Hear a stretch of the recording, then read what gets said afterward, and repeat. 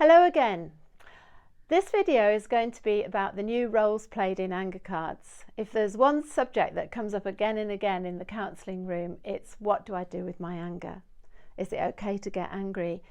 And the roles played in anger cards give a variety of different expressions of anger that we experienced in childhood and are experiencing now as adults, different ways that people communicate their anger, some of which do look angry and some which don't. There are 24 cards and I'm going to introduce those to you in this first video, and then we'll do another clip which tells you about the new options cards that come with them. I hope you enjoy it.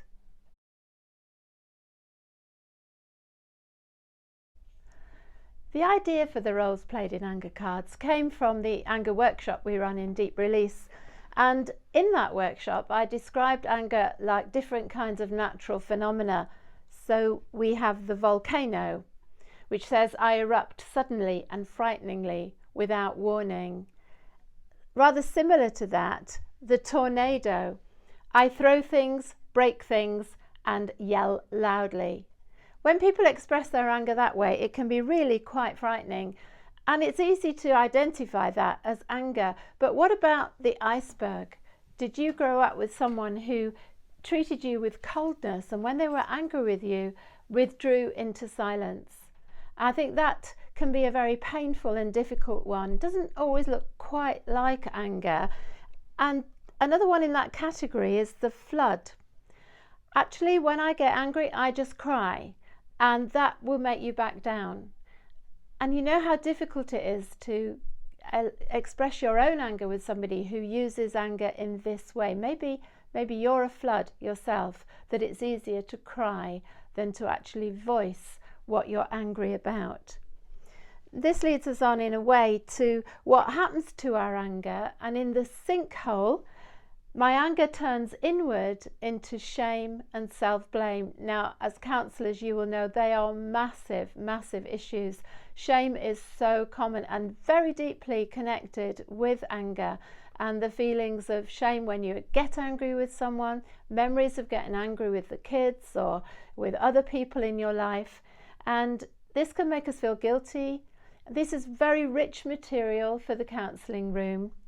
But what about growing up with someone who just simply never showed any emotions? I just don't do anger. I'm an emotional desert. You will never see not just my anger, but my grief, my fear, my sorrow. You just get a very plain set of emotions that gives no clue as to what I'm really feeling inside. So this was the initial set of natural phenomena, expressions of anger.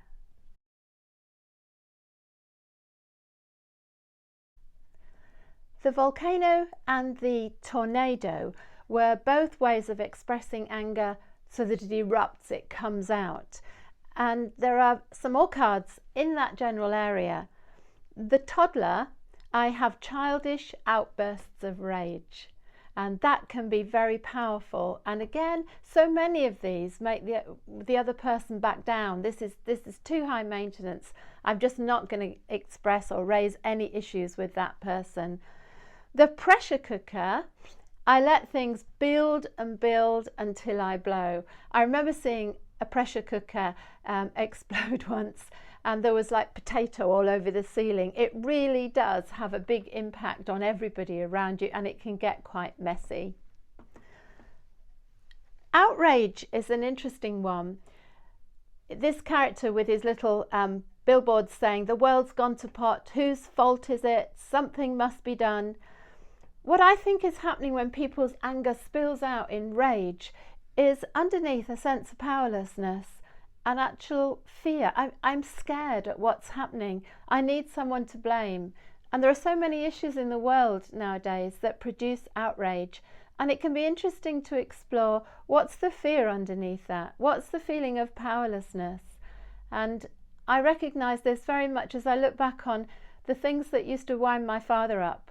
And he was an outrage person. And I look back now and I see deep inside he was scared at what was happening in the world, in our family, and he didn't know what to do about it. Slightly less dramatic, but quite as much power in this as well. I am the snapper.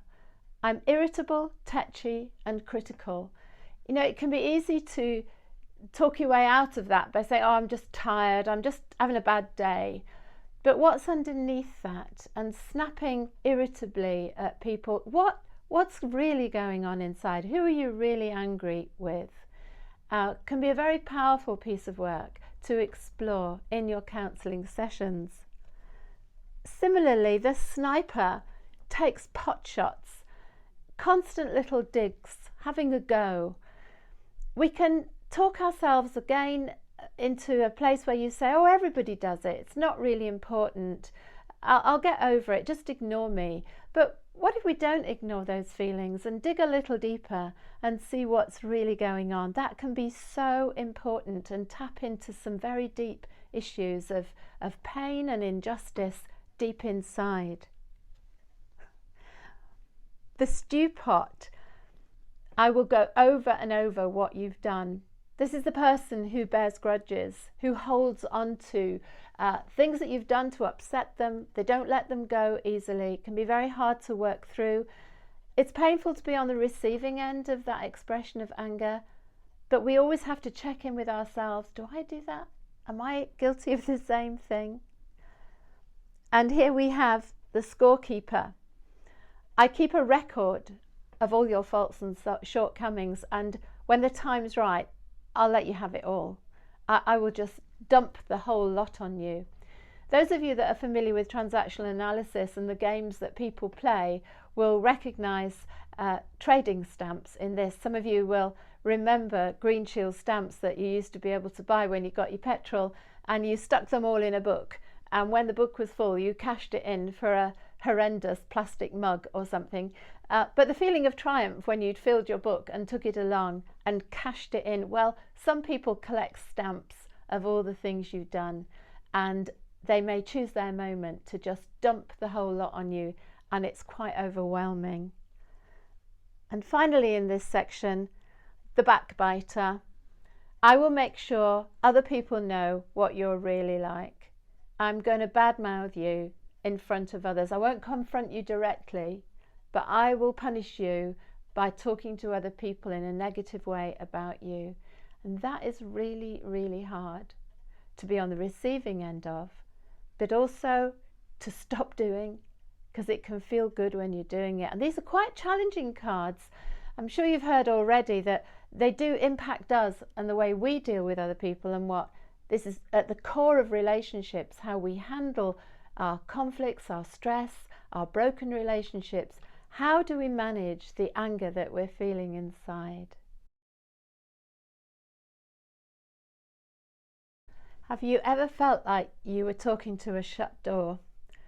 The kind of person who is angry with you and shuts you out, won't work through. Teenagers often use the whatever. I can't be bothered with this. I'm not interested in working on this. And again, I'm not going to deal with it. I'm just going to go away and make it all disappear. I'm not going to think about it or work it through. The walker, I am so out of here. I don't want to have any kind of conflict in my life. You've hurt me, you've upset me, I'm off. Which takes us to one strike and you're out. You upset me and we're finished. I don't work through.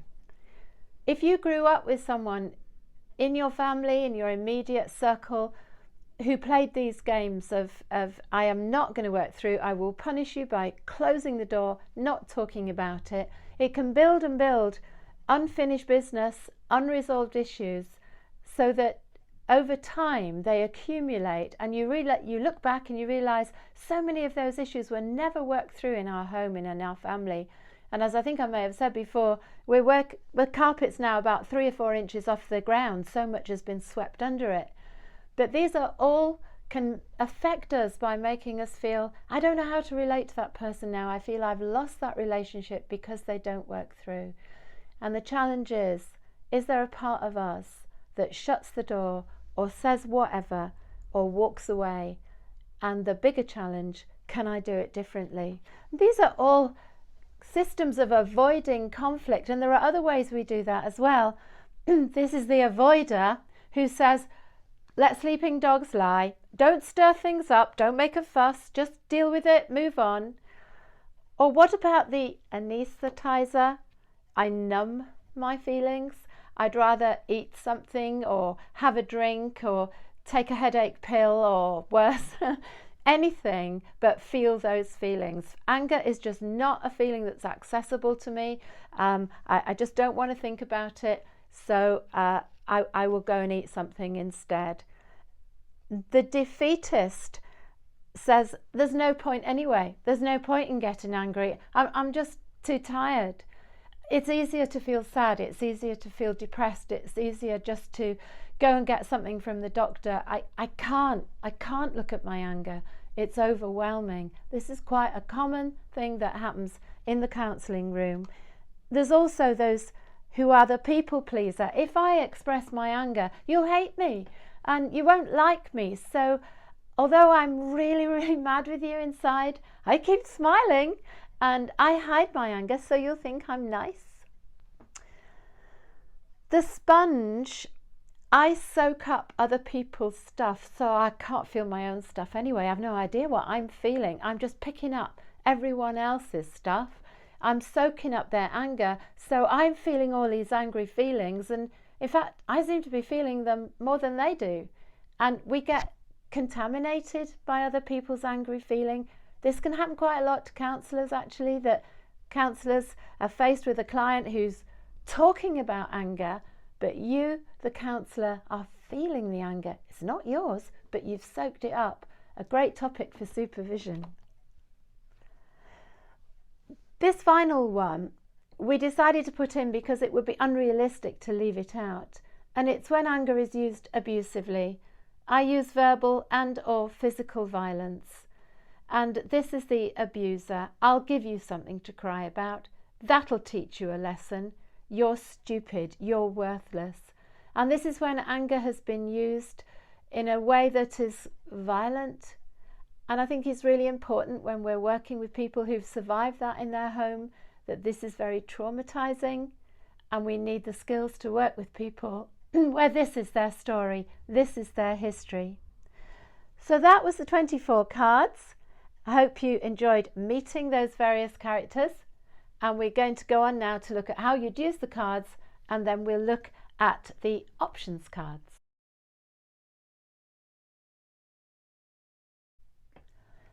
Those of you that are familiar with the Roles Played in Families cards and the Core Needs cards will remember that they come in a pack, and this is the pack for the Roles Played in Anger. And the cards that I've just shown you, you have to cut out. You get 2 copies of each of these sheets of laminates, and you cut them out. You have the license to copy them first so that you get more sets, because what we look at really is who was in your family of childhood and how did they express their anger. And in this way you can pick up family patterns. You know, my mother was an iceberg, my grandmother was an iceberg, my father was a volcano, my brother's a tornado. That sort of thing can come through in the family system that you grew up in. And then the blue cards are for adult relationships. What is going on now? What has changed and what is still the same? And what is your relationship with anger now, and how do you relate to other people who recreate the dynamics of childhood? In the pack you get full guidelines as to how to use the cards, as with the previous sets as well. And we're going to do another video shortly now which explains the new options cards which also come in the set. But for now, I hope you've enjoyed this and that it's made sense, and do give me your feedback and let me know how you get on. We're getting some great feedback so far, but for now this was your set of anger cards.